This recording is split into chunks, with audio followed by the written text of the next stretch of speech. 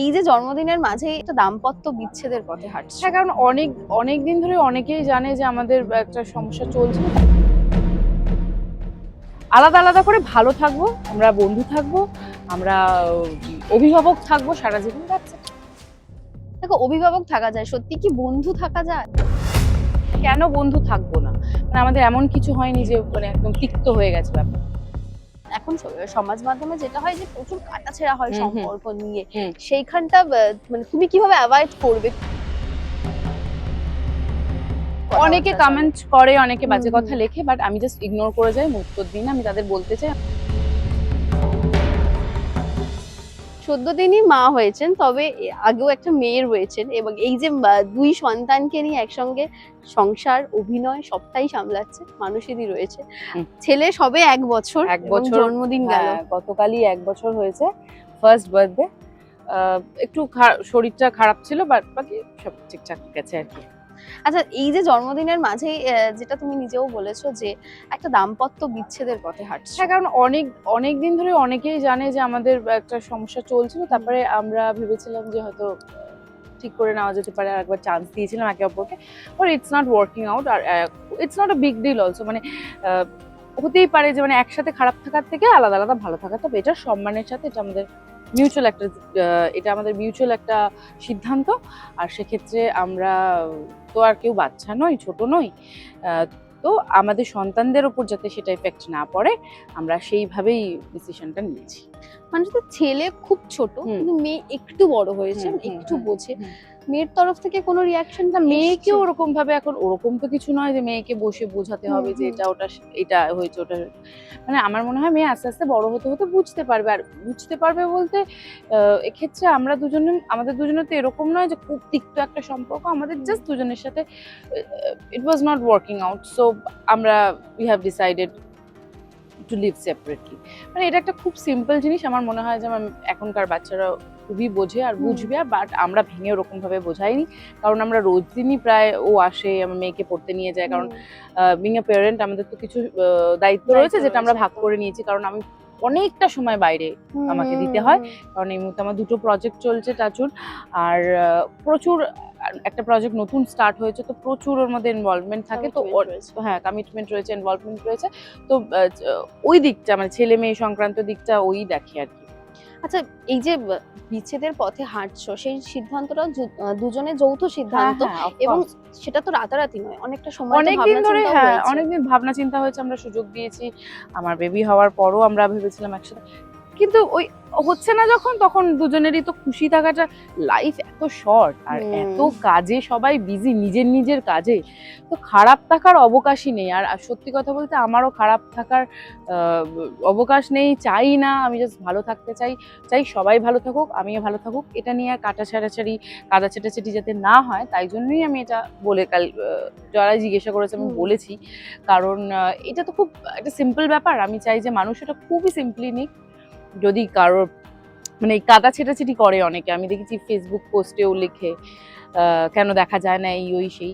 আমি কারোর ব্যক্তি স্বাধীনতায় হস্তক্ষেপ করি না, সে আমার হাজবেন্ড হোক, আমার ছেলে মেয়ে হোক, যাই হোক। কেউ যদি মানে যেমন এটা আমার মনে হয়েছে আমি বলবো, আমি বলছি। কেউ যদি না বলতে চাও, সেটা আমি রেসপেক্ট করি আর কি। হ্যাঁ, তুমি যেটা বললে যে তোমার স্বাদের সময় একটা কমেন্ট এসেছিল যে কেন বাবাকে দেখা যাচ্ছে না, ওটা কিন্তু এখনো তাই। ও ক্যামেরা শাই, ওকে আমি জোর করে এনে ক্যামেরার সামনে বলাতে পারবো না এই কথাটা যেটা আমি বলছি। সবাই তো মানে ক্যামেরা ফ্রেন্ডলি হবে না। আমরা রোজ দিন ক্যামেরা ফেস করি, তো আজ আমাদের এগুলোতে কিছু যায় আসে না, মানে যে ক্যামেরা আছে কি নেই, মা এটা ওটা আমরা ইউজ টু। কিন্তু অনেকে তো নাও হতে পারে। আজকে আমি এটা বলছি আমার বিচ্ছেদের কথাটা কি সুন্দর ফ্লুয়েন্টলি ক্যামেরার সামনে, সেটা তো আমার হাজবেন্ড এসে নাও বলতে পারে। সেটা তো দোষের কিছু নয়। এটাই আমার বারবারই বলি আমি। এটা সমস্যাটা কি অনেক দিনের? সমস্যা দেখো থাকেই, ওই কি সমস্যা না সমস্যা ওগুলো একটু পার্সোনাল রাখতেই চাইছি, ওটাতে আমি আর যেতেই চাইছি না। সমস্যাটা হচ্ছিল, আমরা ডিসাইড করেছি যে না, আমরা আলাদা আলাদা করে ভালো থাকবো, আমরা বন্ধু থাকবো, আমরা অভিভাবক থাকবো সারা জীবন। যাচ্ছে দেখো, অভিভাবক থাকা যায়, সত্যি কি বন্ধু থাকা যায়? কেন থাকা যায়? মানে আমরা তো হঠাৎ করে আজকে ডিভোর্স হচ্ছে বলে কালকে মারপিট করতে শুরু করেছি মনে, মানে না। এখন আমি মানে এভরিডে প্রায় 10খানা কল হয় ওর সাথে আমার, বিকজ করতেই হয়, কথা বলতেই হয়, কারণ আমাদের তো অভিভাবক আমরা। আমার এটা মেয়ে কখন স্কুলে থেকে এলো, এখন যেমন এখনই আমি একটা ছোট্ট এক্সাম্পল দিই, এখন ওর তবলার ক্লাস আছে, তো আমি আজকে যেতে পারবো না, আমার এখানে দু জায়গায় শুটিং আছে, তো আজকে যে নিয়ে যায় সে আসেনি, তো অবভিয়াসলি ওই নিয়ে যাবে। এইসব কমিউনিকেশন তো হয়, তাতে খারাপ থেকে একেবারে মুখ না দেখে বাজে কথা বলার থেকে তো বন্ধুই হিসেবে। আর তাছাড়া কেন বন্ধু থাকবো না, মানে আমাদের এমন কিছু হয়নি যে মানে একদম তিক্ত হয়ে গেছে ব্যাপার। এইটা বোধহয় দুজনেই ব্যালেন্স করেছো যে হ্যাঁ, করতেই হবে। সম্পর্কটা এরকমই থাকবে। হ্যাঁ, আজকে কাল সকালবেলা ঘুম থেকে উঠবো কিনা তার ঠিক নেই, কি করবো লোকের সাথে ঝগড়া করে বাই করে। আচ্ছা, আমি তোমাকে যতটা চিনি এবং হুম। জানি, মানে খুব পজিটিভলি, খুব লাইটলি হ্যান্ডেল করতে জানো সবকিছু। সেটা মানে হয়ে গেছে, মানে সময় শিখিয়ে দেয় আর কি সবাইকে, আর আমিও তাই আর কি। তা বলে কি আমার মানে সবার কষ্ট হয়, সবারই মানে এক একটা সত্তা থাকে মানুষের আর কি, মানে আমি খুব লাইটলি নিই, মজা করি, এ করি, সবকিছু করি, কিন্তু আমার জীবনেও তো একটা মানে কি বলবো খারাপ লাগা আছে, আমার জীবনেও আপস এন্ড ডাউনস থাকে, সবকিছু থাকে, সবকিছু নিয়েই মানে সবার জীবন। আমার জীবনেও যেমন স্ট্রাগল রয়েছে, সবার জীবনেই স্ট্রাগল রয়েছে, কিন্তু এখন যে ব্যাপারটা মানে আরো বেশি করে ফিল করি যত বয়স বাড়ছে আর কি, যে এইসবগুলোকে ধরে ড্র্যাগ করে মানে একটা জিনিসকে ধরে রেখে ন্যাক করে গিয়ে কোনো লাভ নেই। Ultimately at the end of the day you have to be happy, যেটাতে খুশি থাকো, ডু দ্যাট। যদি এখন যে কথাটা বলছো যে এই যে মেনে নিতে পারি বা আপস এন্ড ডাউনস গুলোকে সামলে নিতে পারি, এটা সবটাই তো একটা অভিজ্ঞতার মধ্যে দিয়ে, জীবনটাকে কাছ থেকে দেখার মধ্যে দিয়ে। কিন্তু শুরুর দিকে কি পারতে যে সবকিছু সামলে নেব? শুরুর দিকে কেউই পারে না, সবারই ফার্স্ট টাইম থাকে, তো আমারও সবকিছুরই ফার্স্ট টাইম থাকে, কিন্তু এখন আর এগুলো ম্যাটার করে না। এখনো ভেঙে পড়ি, এখনো ফার্স্ট্রেটেড হই, ডিপ্রেসড হই, কিন্তু ওইটা নিয়ে অনেকদিন চলি না। মানে আজকে যদি আপস এন্ড ডাউনস হয়, মুড সুইং হয়, কালকে সেটাকে ঠিক করে নি, কারণ আমি বললাম না, আমার ওই মন খারাপ করে থাকার অবকাশটুকু নেই, কারণ আমার বাচ্চা, আজকে শুটিং শেষ হয় 10টার সময়, কত তাড়াতাড়ি মেয়ের ফোন আসতে থাকে, তাড়াতাড়ি এসো মাম্মা, আমি ঘুমাবো, সকালে স্কুল, ওকে রেডি করে দিয়ে, ছোটটাকে কিছুই তো করতে পারি না, সারাদিন বাইরে থাকি, যতটা আদর করতে পারি বা যতটুকু কাজ গুছিয়ে দিয়ে আবার বেরিয়ে আসা, আবার কাজে, মানে আমার খারাপ থাকার অবকাশ নেই, আর আমি এটাই থাকতে চাই। একদমই ভালো থাকো, কিন্তু এই যে যে কোনো একটা সময় ধরো নিজেকে একটু ডাউন মনে হচ্ছে, আপসেট মনে হচ্ছে, কিভাবে থাকো সেই সময়? তখন জাস্ট বন্ধুদের ফোন করি, কোথাও চলে যাই, রেস্টুরেন্টে চলে যাই, আর সব থেকে আমার কাছে ভালো থাকার চাবিকাঠি হচ্ছে আমার ছেলে মেয়ে। আমার ছেলেকে ধরে খুব মন খারাপ হলে 5 সেকেন্ড আদর করলে আমার ভালো হয়ে যায় মন। তো আমার কাছে আছে, I am blessed, I am মানে কি বলবো, থ্যাঙ্কফুল টু ইউনিভার্স যে আমাকে এরকম বাঁচার দুটো কারণ দিয়েছে। তোমরা কি সেপারেশন নাকি ডিভোর্স হয়ে গেছে? না, আমরা ফাইল করেছি, আমরা আলাদা থাকছি। আচ্ছা, এই তুমি যেটা পোস্ট করেছিলে যে তোর বাবাও আমি, মাও আমি, হ্যাঁ, ওটা একটা ইমোশনালি লিখেছিলাম যে বাবা মা, আমি তোর হিরো, আমি তোর বাবা মা। মানে কি হয়, মানে ওর বাবার দায়িত্ব অবভিয়াসলি, ওর বাবার জায়গাটা আমি নিতে পারবো না, ওর বাবার দায়িত্ব ওর বাবাই করে, কিন্তু ব্যাপারটা হচ্ছে যে মানে আমি কোথাও গিয়ে যদি কোনো পয়েন্টে গিয়ে এরকম মনে হয় যে ওর অবসাদ তো আসতেই পারে, তখন ওর জানা উচিত যে আমি, ওর বাবা মা সব আছি, কোনো কিছু হয়নি, সবকিছু নর্মাল, সব ঠিক আছে। এখন ছেলে মেয়ে দুজনেই তোমার কাছে আছে, এবং আমার কাছেই থাকবে, সেটাই বোধহয় তুমি চাইবে হ্যাঁ, তোমার কাছেই থাকো।